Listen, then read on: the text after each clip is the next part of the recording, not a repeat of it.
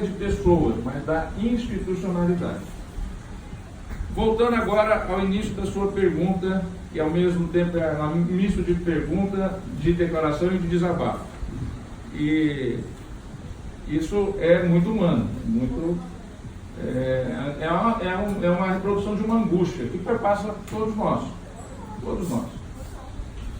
A teoria das elites, ela surge no final do século XIX em resposta à teoria de classes, de Marx e Engels.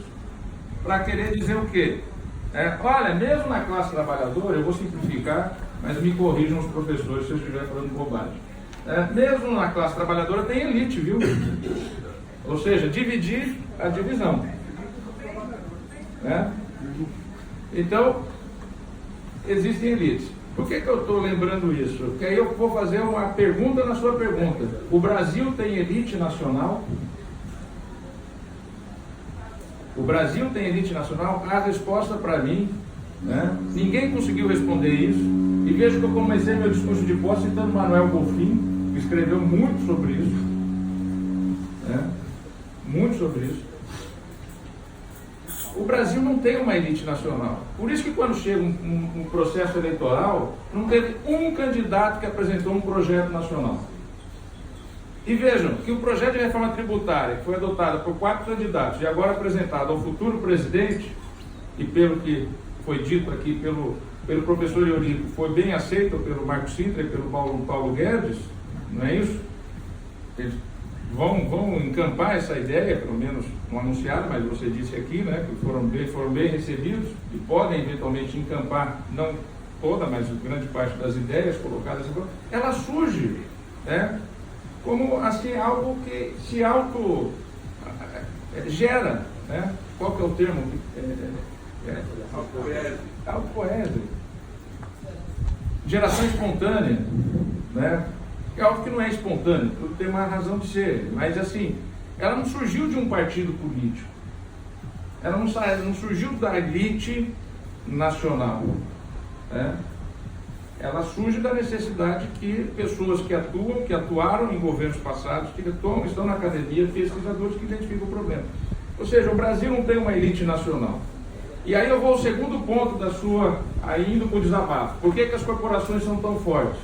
Porque as corporações têm interesses nacionais comuns.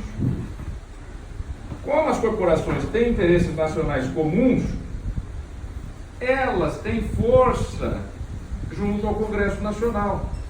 Elas elegem representantes, elas têm força de fazer aprovar leis que defendam os seus setores.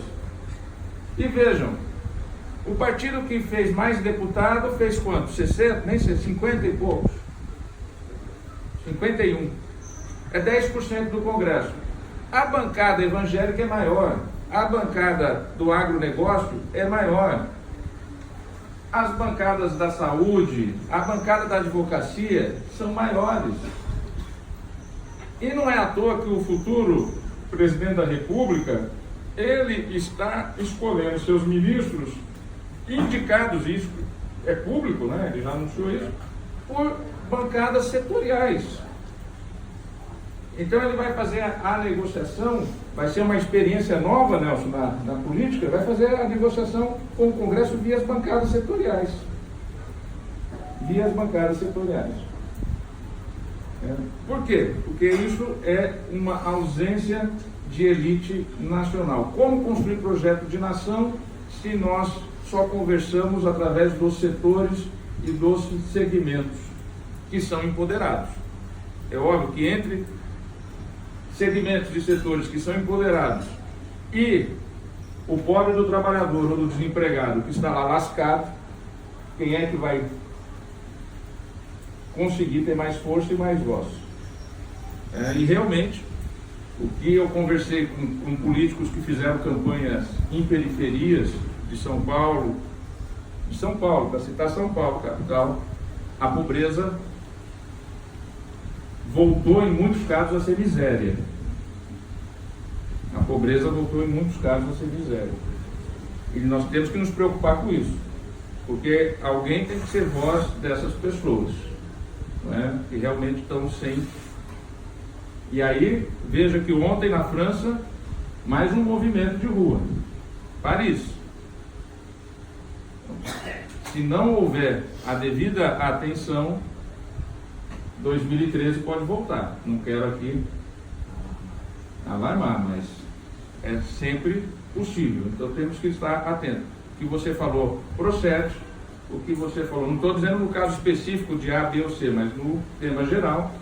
E a resposta em relação aos problemas específicos é aquela que eu já respondi no caso da Bahia. Posso fazer alguma tese?